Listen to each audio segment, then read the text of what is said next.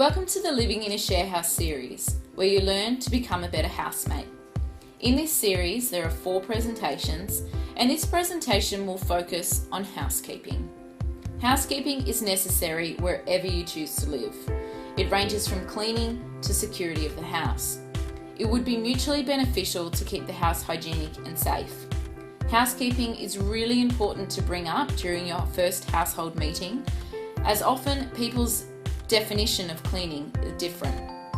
For example, one person's clean could be to clean once a week, whereas another person's clean could be to clean once a day, so that needs to be determined. After you've determined what is clean and how frequently the house should be cleaned, you could provide roles for each person. For example, Person A cleans the bathroom, Person B cleans the kitchen, and Person C cleans the lounge room. This is a good way to ensure everyone is responsible for something, and you can swap it around after a week or 2 if need be. Creating a cleaning roster that you can put up on the refrigerator or somewhere in the house is very useful because sometimes people forget, and having something visual, it helps them to remember. A good saying to keep in mind is, if you soil it, clean it. If you use it, put it back. And ensure you do it all, right away, instead of the next day.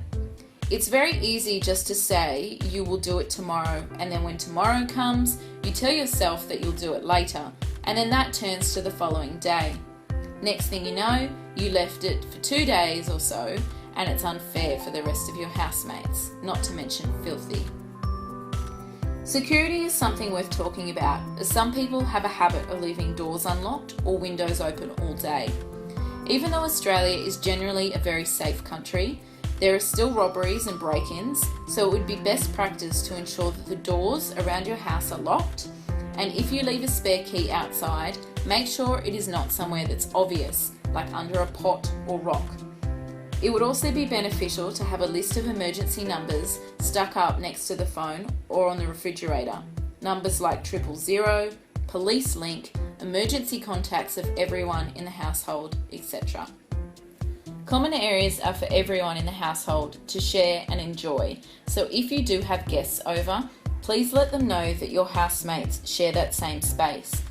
If you have your partner over and you are having private time with them, make sure to have it in your own room and not in the common areas, as it could create an awkward situation with all of your housemates.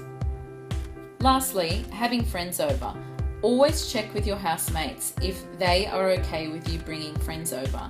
You might come across a time where your housemates will ask you if you're okay with them bringing their friends over.